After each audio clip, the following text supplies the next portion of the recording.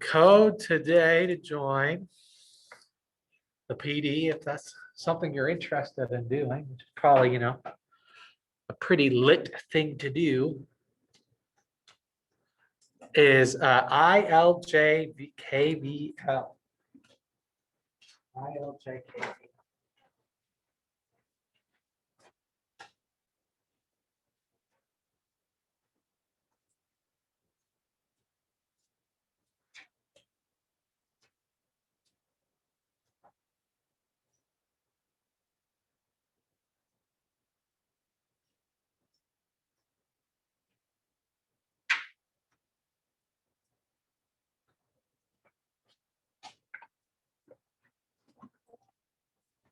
I gotta say this.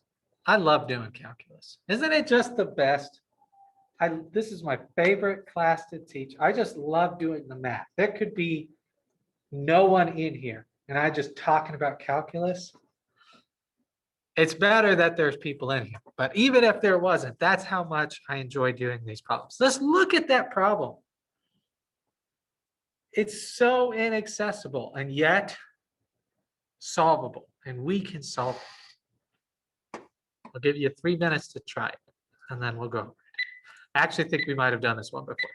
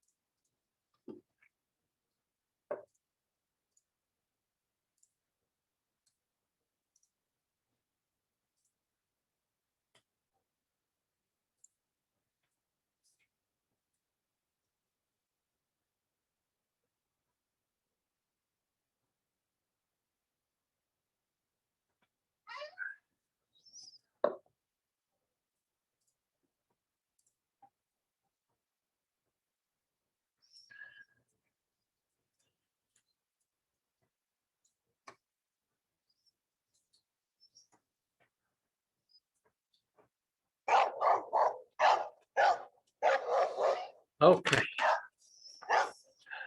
Graph, piecewise defined function shown. Graph has a vertical tangent line at x equals -2. That's important.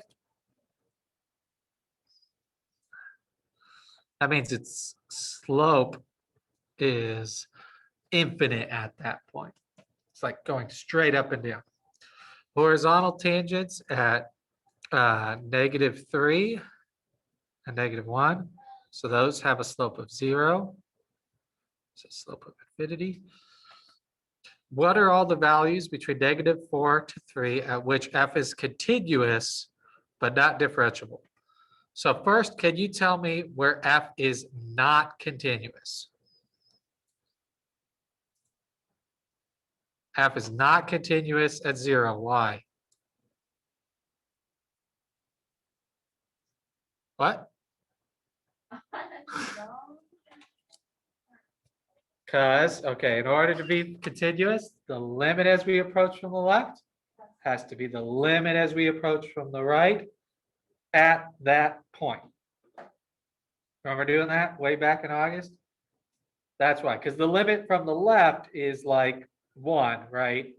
And the limit from the right is 2. So those are different numbers, so that's a jump discontinuity. Jump discontinuity? Okay.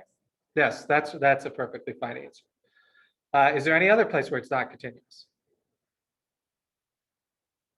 No. So remember, there are 3 things that make it discontinuous. One is jump discontinuities, right? The limit from the left and the right are different. Removable discontinuities, that's when the limit from the left and the right are the same, but it's not at that point, right? There's like a hole in the graph at that point. And asymptotes. Right. So those are the 3 things that make it discontinuous. What makes it not differentiable?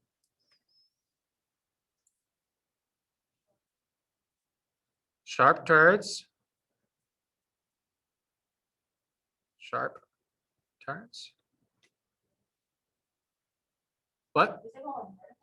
Vertical tangents. Because infinity is not a number, right? There's one more thing.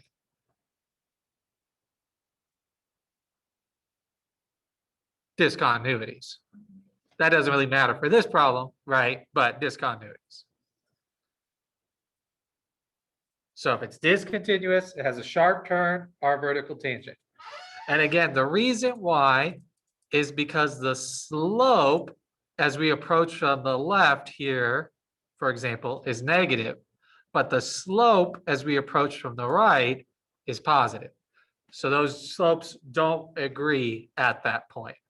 So 1 has to be the answer, so B is not. Also, we know D doesn't work, right? Because D, it's not continuous. So it's between A and C. Vertical tangents is also not okay, because then our slope approaches infinity, which means the limit does not exist. Right? The slope as we approach this point becomes almost vertical, the rise becomes infinite, and the run goes to nothing. And so the limit does not exist. Therefore, it is not differentiable. So the answer is yay. Do you remember learning that 1,000 years ago? Yeah. Okay. Let's talk about today. Today will be, I don't know, the hardest day in a long time. It gets easier after this, but then it does get a little bit harder. To be honest, today is the make or break it day. Once you understand today's lesson, you are good to go. And I think you could, after today, get a 3 on the AP Calc test, to be honest. After today's lesson. Today is the last hurdle. And that is integration by substitution or by change of variables. We'll see if we can get through all this lesson. I don't. Okay, so first for notes is a review.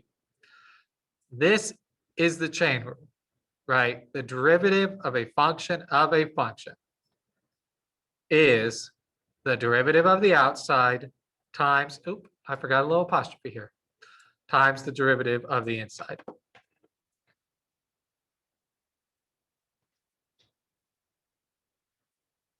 right? Okay, so our goal then would be,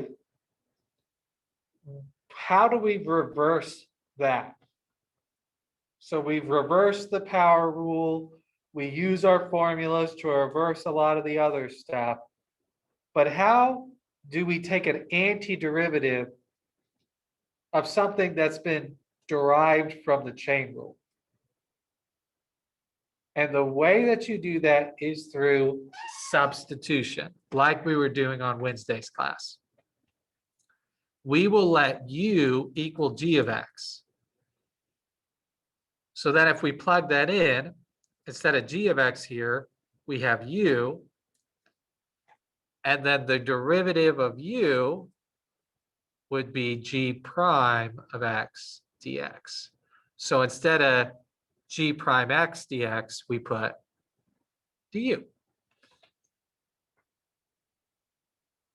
So what this substitution allows us to do is to take a problem that's kind of messy and instead rewrite it as a problem that's very neat, and then just take the antiderivative of our function like we've been doing for the last month.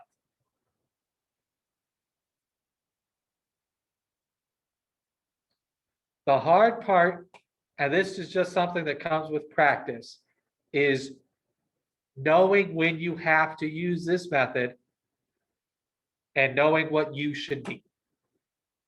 That's the key part.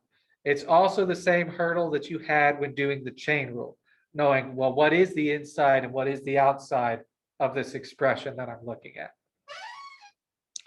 So we are going to do so many practice problems. All right, so let's integrate this. To be honest, you don't have to use you don't have to integrate this with u substitution. If we multiplied all this out, this would become a polynomial. That just would take a lot of time to multiply all this out, and you could do it easier with u substitution. So if we look at this problem, what is the inside function?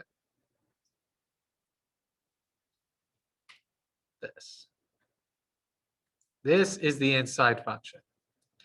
Because I have a function, x squared plus y, being squared. So I have an operator of an operation, right? That's what you're looking for to say, okay, I might be able to do this with u substitution. And really, guessing and checking is how you'll do this a lot at the beginning. Let's just try setting u equal to this and see if it works.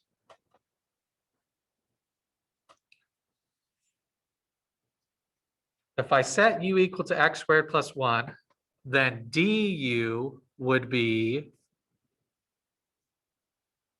2x dx.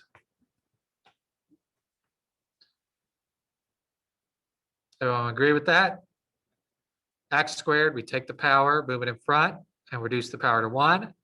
And then the derivative of x is dx. And then the derivative of 1 is 0. So now if I substitute, instead of x squared plus 1, I'll put u. So this will be the integral of u squared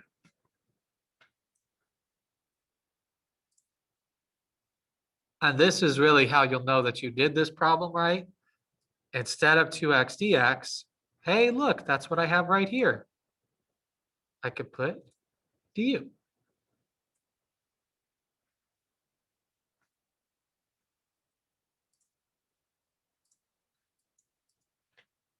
And now this is something we can integrate pretty easily. How do I reverse the power rule? What's my new power going to be? Yep, I had one, so it's 3 and divide. Plus c. Did you forget the plus c? I almost forgot the plus c. It's been so long since we've had to do these indefinite integrals without numbers on it You forget to do the plus c. Remember me telling you earlier, you're going to forget to do the plus c? This is where it comes. Don't forget the plus c. All right. And then at the end, we're going to substitute back. So what is u? U is x squared plus 1.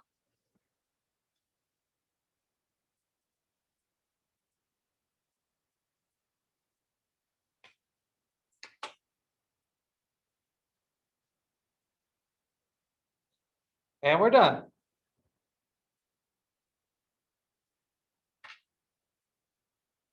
Yay? How can we check our answer to make sure we did it right? Take the derivative. So to take this derivative, it's the chain rule. I do the derivative of the outside. So I take this power of 3 and multiply it, right? And that would give me 1. I would reduce the power to 2. And then you leave the inside alone, right?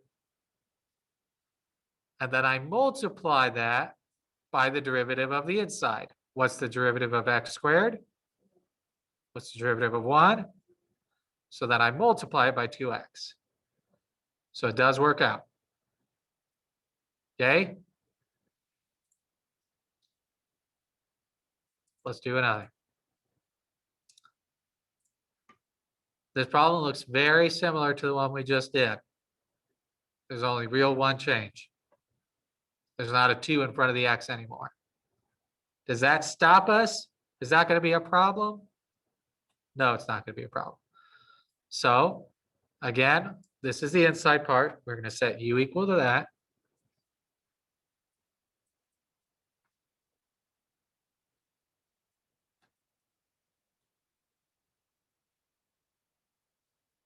Du then would be 2x dx.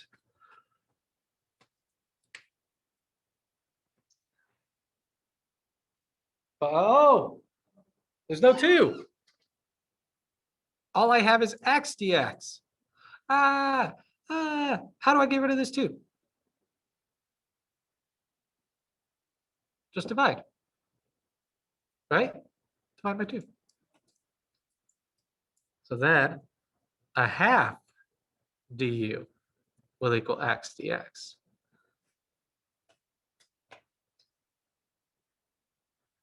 Now let's substitute. So instead of x squared plus 1,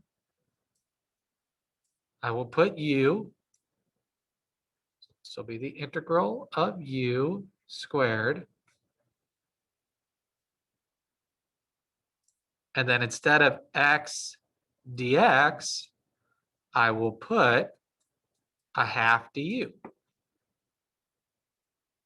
And I am going to rewrite it kind of like that.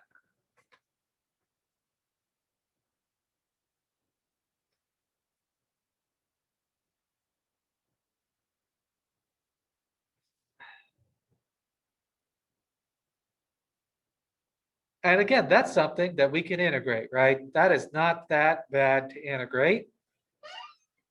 What's the antiderivative of a half u squared? First, tell me what the power should be. 3. And then I divide, right? So a half divided by 3 is a 1/6. Plus c. Did you write the plus c on your own? I had a pregnant pause there.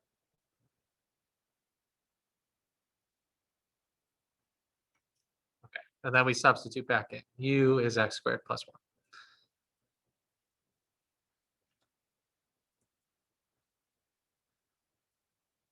Cubed plus c. Are you having fun yet? These aren't so bad. I said this was the turning point. If you can do this, I think you can pretty much integrate anything. I say that. The next question you might say is, Mr. Lake, why didn't you tell me how to reverse the product rule or the quotient rule? Remember doing those? The derivative of u times b is u prime b plus v prime u.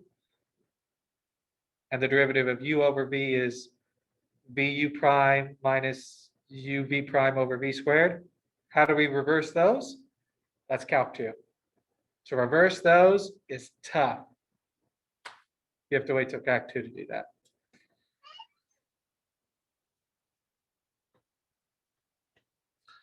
Again, you could double check your answer by taking the derivative. 3 times the 6 would be 2, or sorry, would be a half. Leave the inside alone. And then the derivative of the inside would be 2x, and a half of 2 gives us 1x.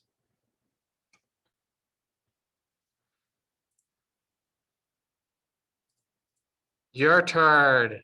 Look at all of these beautiful functions to take the antiderivative up through U substitution.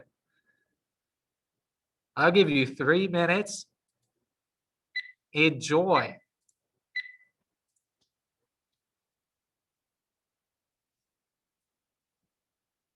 Maybe I should give you 4 minutes. I'll give you 4 minutes. That way you have a minute to write down too.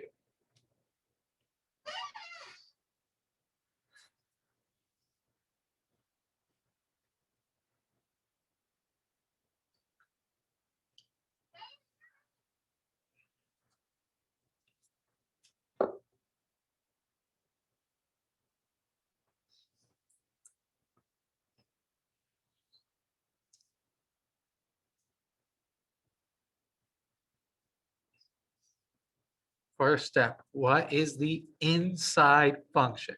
That's U.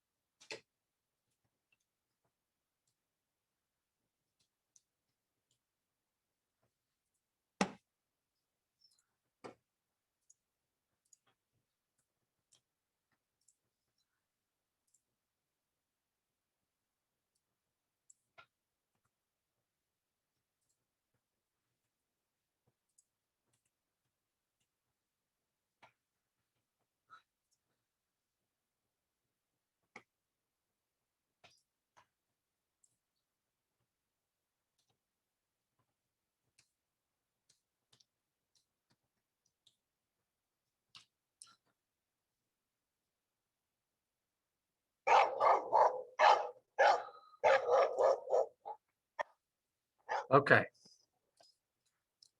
Who wants to, there's three of you and there's three problems. Who wants to take the first one? What is U? Very good. What's DU? Am I ready to substitute? Yes. So x squared becomes U. So instead of x squared to the fourth, it's U to the fourth. And 2x dx becomes du. What is the antiderivative of u to the fourth?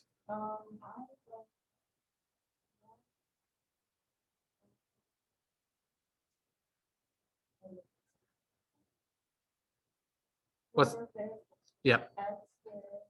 Oh, sure. Okay. Yeah. U to the fifth plus c. And then you're right. Substitute in. Oh, golly. Perfect. Yay. Very good. All right. Who's got B? Huh? What's U? 5x. What's du? 5dx. Am I ready to substitute? Yes. Instead of 5x, I put u. So this will be e to the u. And then instead of 5dx, I put du. What's the antiderivative of e to the u? E to the u. Plus c. And then what do I do next? Log back in. Hot dog. And if you check, right, the derivative of e to the 5x is e to the 5x times the derivative of 5x, which is 5. So we get 5e to the 5x. Okay, Nolan, what do you think u is for this one?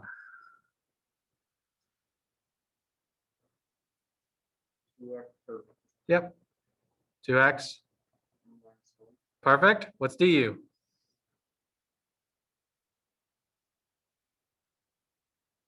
Derivative of 2x. Derivative of -1. Oh, sorry. 2 dx, right? And then the derivative of -1 is nothing. Are we ready to substitute in? Not quite, because we're missing a 2. There's no 2 by the dx here. That's a problem that's we can fix. How do we get rid of this 2? Divide. So we get a half du is dx. So now if we substitute in, we get the integral. And if it's okay with you, I'm not going to write the square root of u. I'm going to write u to the 1/2 power. Any objections? Okay. A half du. Pause. Anyone? Unclear how we got that. Instead of 2x minus 1, we put u. And instead of square root, I just changed it to a power, a half. Instead of dx, we put a half du. I put the half in front like constant should go in front. All right, so I need to reverse the power rule. So what's my new power? 3/2, right? We add 1 and divide, which is the same, divided by a fraction, flip and multiply. So this would be times 2/3. So this would be 2/6 or 1/3. Yep. Plus c. And last step, substitute back in.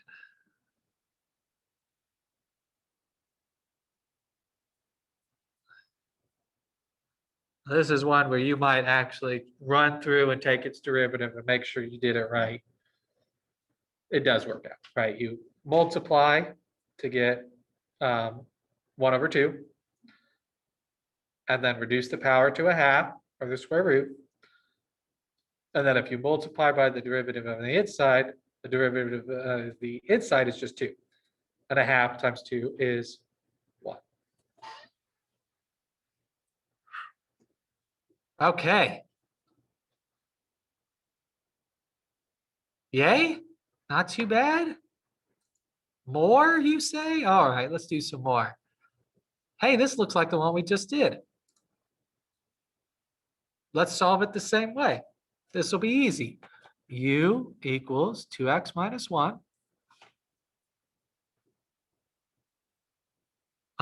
Du would be 2 dx. Huh. I'll divide by 2. Sure. What is this? Ah, ah, ah. There's no x. I substitute this in here, and I substitute this in here, but there's still an x.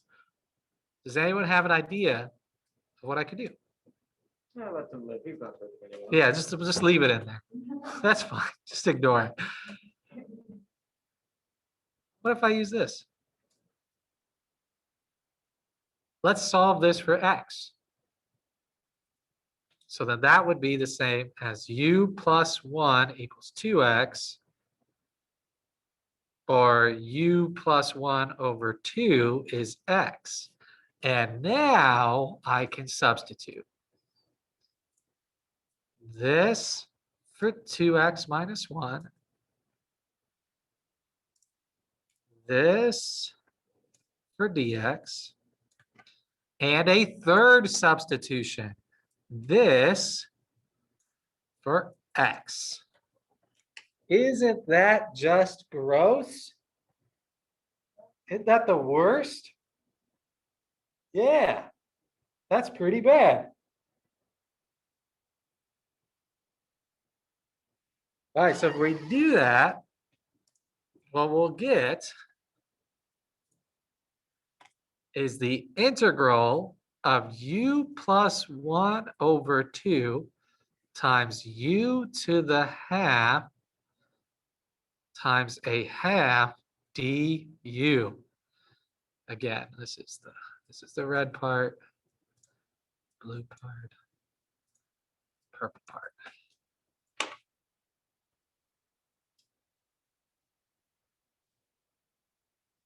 But if you simplify this, it actually turns out to be a derivative or an antiderivative that we can do. If we multiply all this together, u to the half times u would be u to the 3 halves.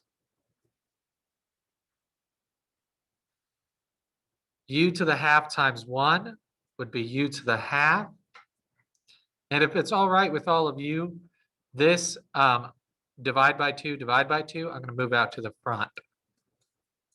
So instead of saying all over 4, I'm going to move that 1/4 to the front.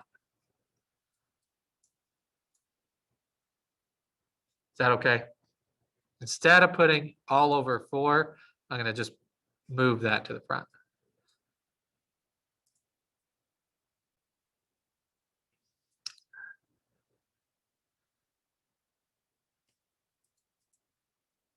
And so now this is just the reverse power rule. 1/4 times, what's my new power? 5 halves. And then I divide, which means flip and multiply, plus, what's my new power? 3 halves, flip and multiply, plus c. And then substitute back in. 1/4 of 2/5, 2x minus 1, 5 halves, plus 2/3 times 2x minus 1, 3 halves, plus c. And don't you know, that is one big mess. That's what I was saying. If you could do this, you could do any of them.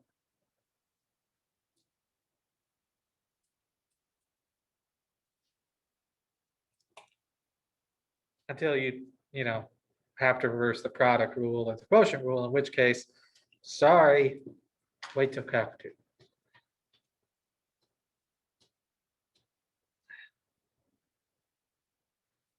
Yay? Okay. Last thing we'll talk about that is all of these we've done so far have been indefinite integrals. To do definite integrals, it's the same idea. We use U substitution. The only thing that you have to do extra for these is this part right here. Note this. You have to change the limits of your integral based on your substitution. They are really picky about that. It is possible for you to forget to do that and still get the right answer if you're consistent. They do not care and will count it wrong anyway. You have to do it properly to get the credit. So the only thing that you have to do here is you need to change the limits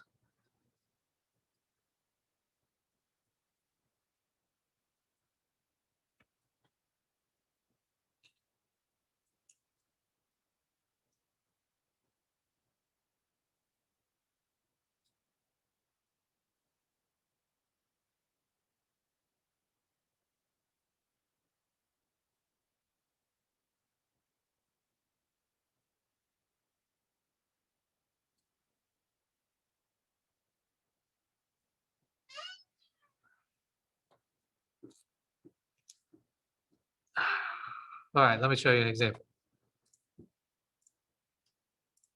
before we end. All right. It might be hard to see what the inside function of this is. It is sine of 3x.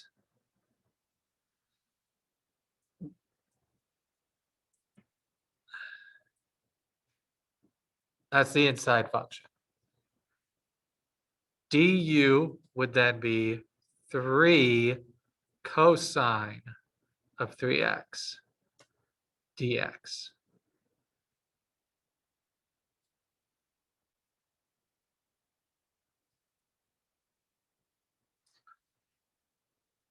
There's an extra 3, but again, that's not a problem. Just make it a third.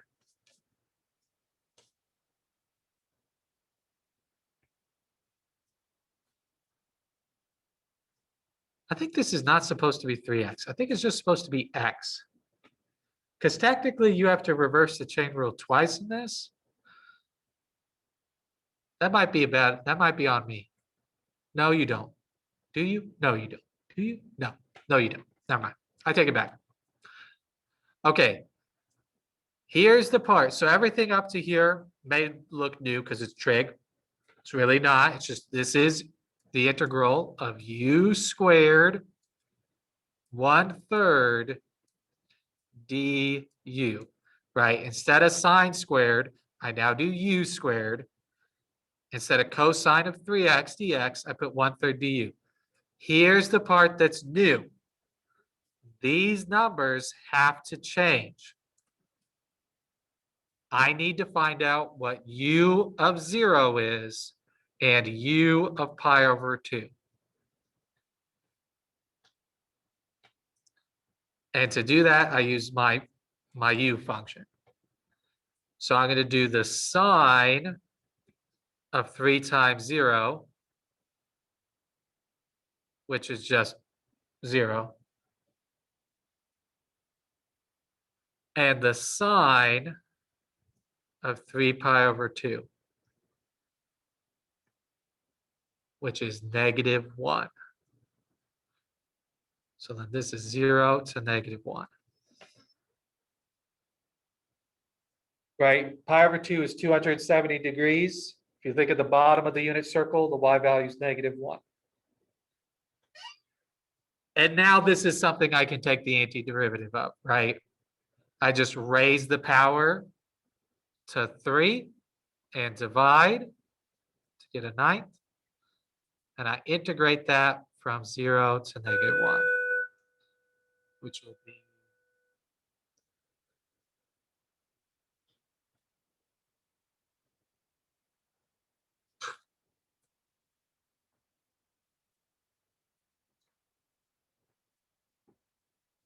See that? Does that, any questions on that? Reverse the power rule, raise the power to 3 and divide. And then you just plug it in and subtracting. Plug in 0, it's just 0. Plug in -1, it's just -1. Times the ninth is -1/9. Okay, there is one more part of this that I will lecture over. Watch the lecture. It'll be 5 to 15 minutes. All right. Well, I feel pretty good about that. Maybe you all don't. Maybe that was terrible, but I don't think that was as bad as it was last year. At the end of last year, they were going to mute me. They were like, no, mister, like, we don't do that in here, integration by substitution. I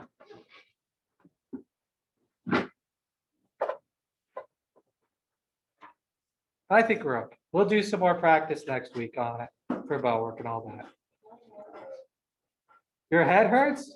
Or maybe you are ready to mutiny. To be honest, once you have this lesson down, I feel like you could get a 3 with everything I've taught you so far. It's very, this is the peak. And it's all kind of like downhill from here. Bye. Have a good one. All right. So let me do some more examples like this. If you want, you can pause the video and give yourself 3 minutes and try these. But for these problems, how you would, and try them on your own, I should say. But for these problems, let me show you what I would do. So for this first one, the inside function is x squared plus 1. So we're going to set u equal to x squared plus 1, which means du would be 2x dx. There's an extra 2 here, so I'll divide to get a half. Du is x dx. And now the new thing is we got to change these limits too. So I need to know what is u of 0 and u of 1. So if I plug 0 into this formula, I get 0 squared plus 1 is 1. And if I plug 1 into this formula, I get 1 squared plus 1 is 2. So now if I use all this information and substitute in, I'll have the integral from 1 to 2, right? Instead of from 0 to 1, it's now 1 to 2 of, instead of x squared plus 1 cubed, I'll put u cubed. And instead of x dx, I'll put a half du. Half du.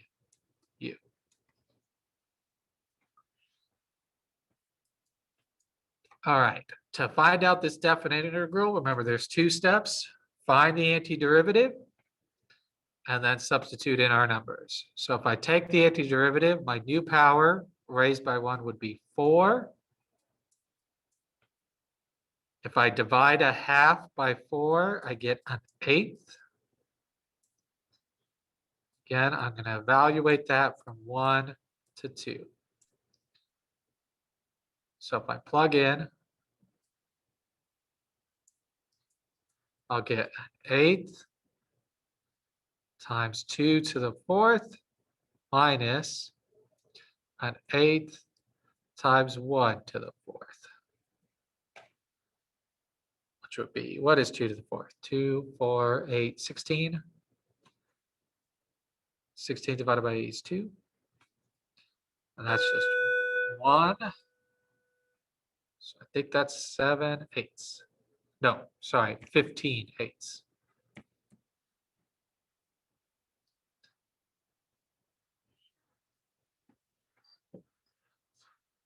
Okay.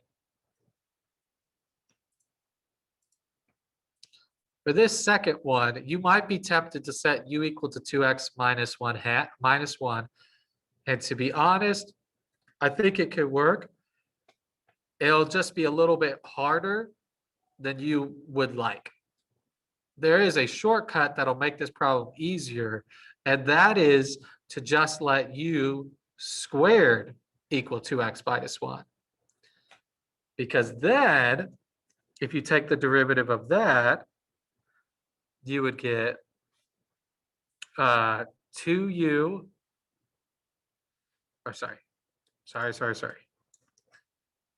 If I take the derivative of this whole function, on the left, I would have 2u du, and on the right, I would have 2 dx.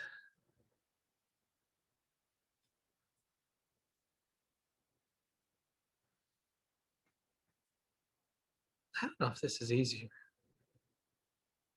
This does seem harder. This is what the book wanted to do. All right, well, let's keep going and we'll see if it works. I can simplify this. Divide both sides by 2.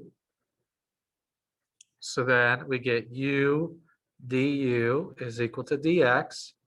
So far, we're okay in our substitution. We can replace this with u squared. We can replace this with u du, but we don't have x. So we need to solve this for x. If we do that, then I would add 1 and divide by 2. So u squared plus 1 would equal 2x, which means u squared plus 1 divided by 2 is x. So now I could substitute in. The new thing. I also need to find the new limits.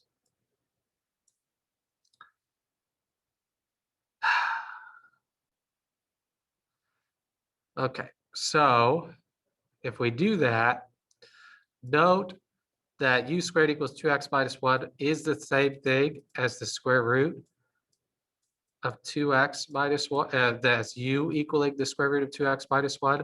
So if we plug in 1 to that, we'd have the square root 2 times 1 minus 1, which is 2 minus 1 is 1, square root of 1 is 1. And if we plug in 5, 2 times 5 is 10, minus 1 is 9, square root of 9 is 3. Okay, this is a mess. So let me show you everything that we're going to do. We're going to replace 2x minus 1 here with u squared. That's going to go right here. We're going to replace dx with u du. It's going to go right here. We're going to replace x with u squared plus 1 over 2. It's going to go right here. And we're going to replace 1 and 5 with 1 and 3.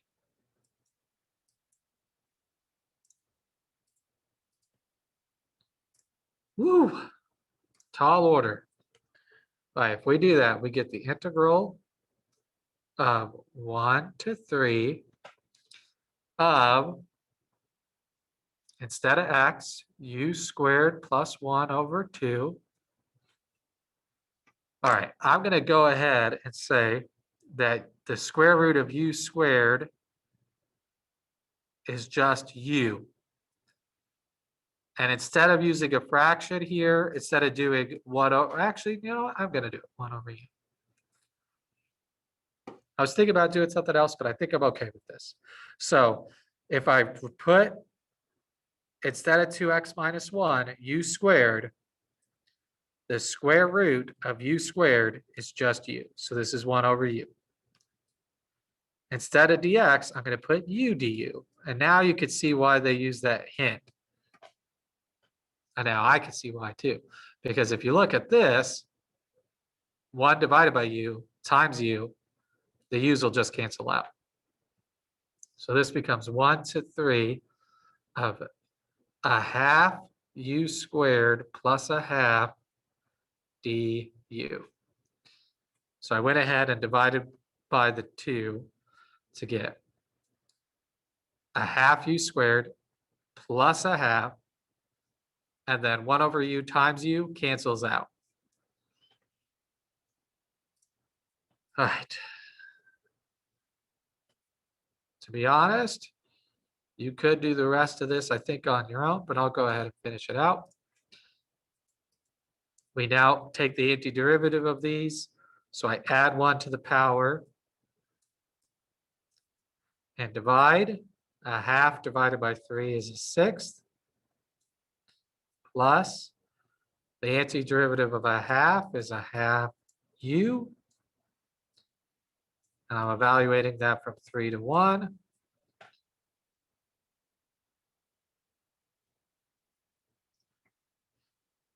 So if I plug in these numbers and subtract, we get a sixth times 3 cubed plus a half times 3 minus a sixth times 1 plus a half times 1,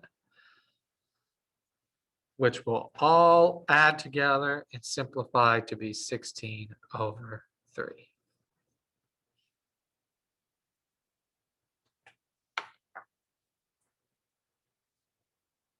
And you can work through that if you want. But to be honest, if you're taking the AP Calc test, you leave the answer after you've substituted in and have this written right here.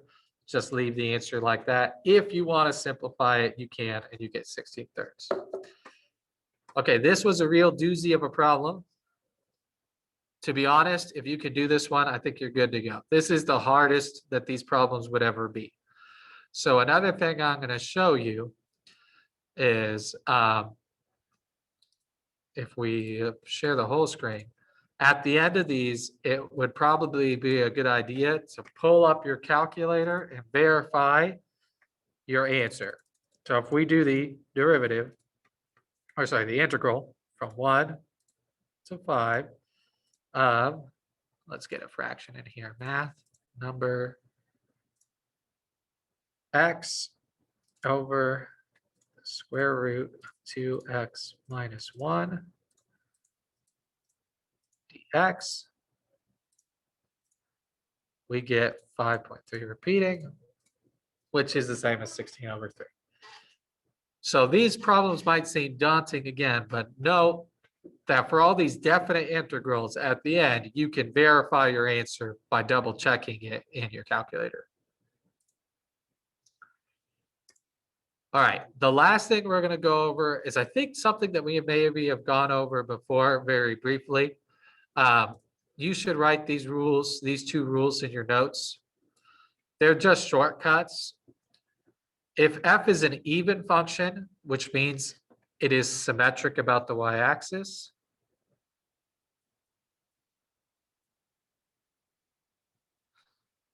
like in this picture right here,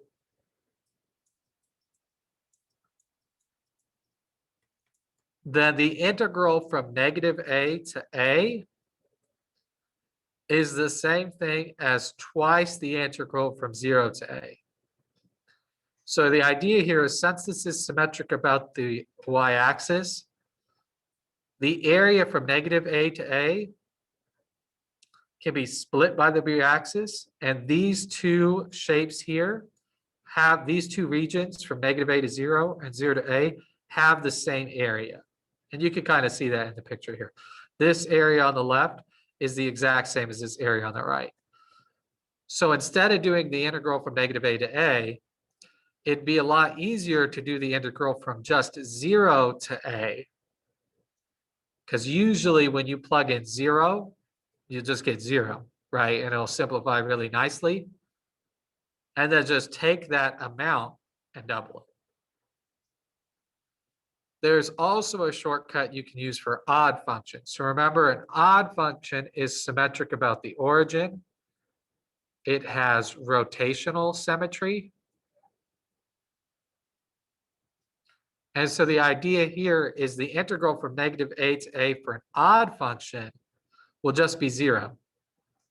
Because the area on one side of the origin will be the exact same as the area on the other side, just the opposite sign.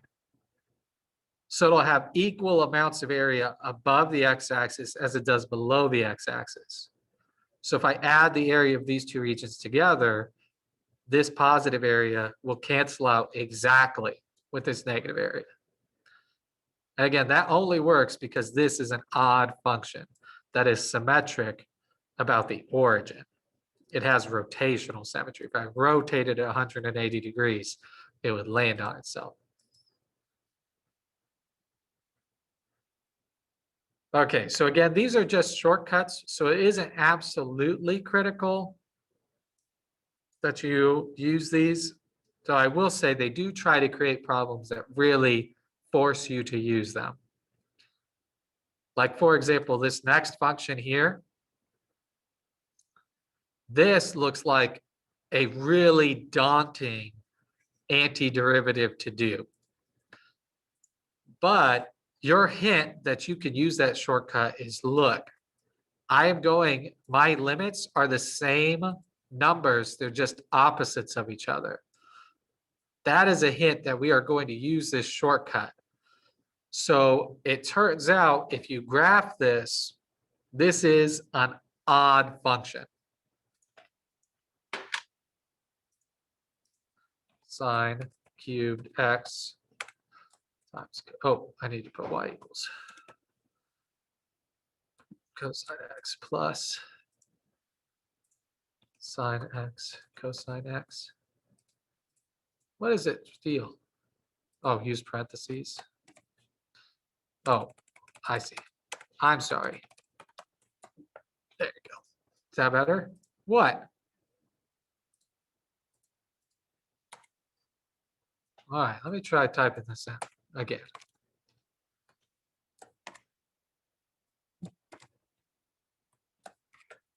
There we go.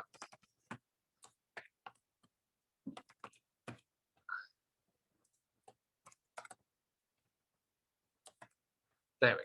So if you look, this is an odd function.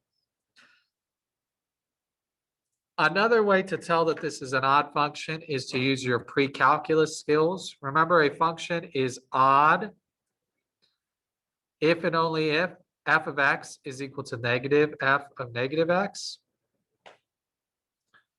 By the way, a function is only even if f of x is equal to negative f of x.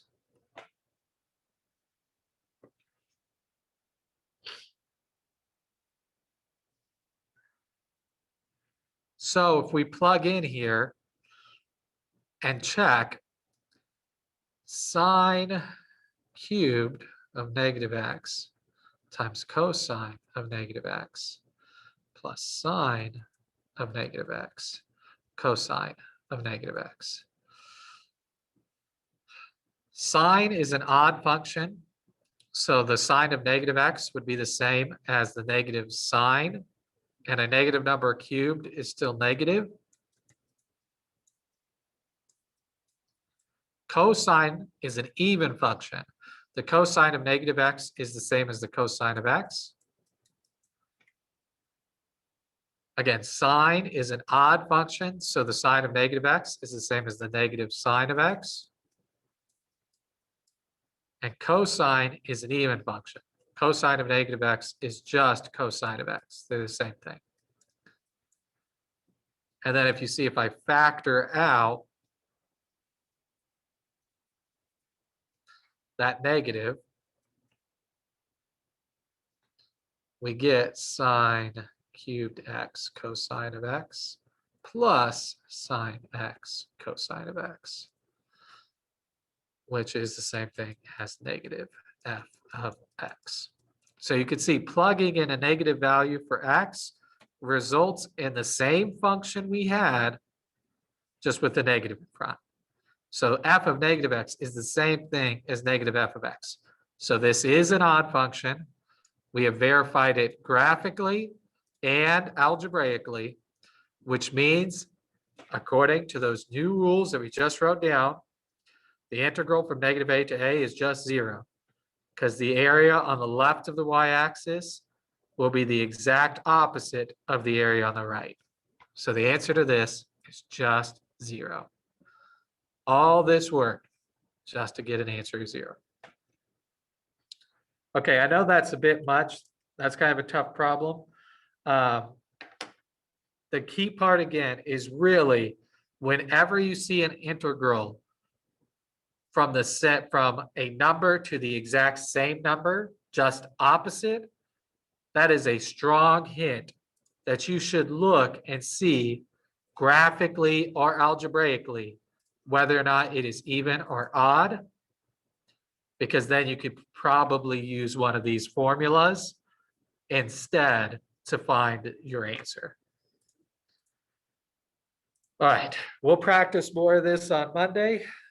Have a good rest of your day. And if you have any questions, feel free to email me, but don't forget you also have those AP Calc videos that you can check out. You have the Cengage videos that you can check out. And of course, I'd highly encourage you to read the book and look at its examples as well. Bye, everybody.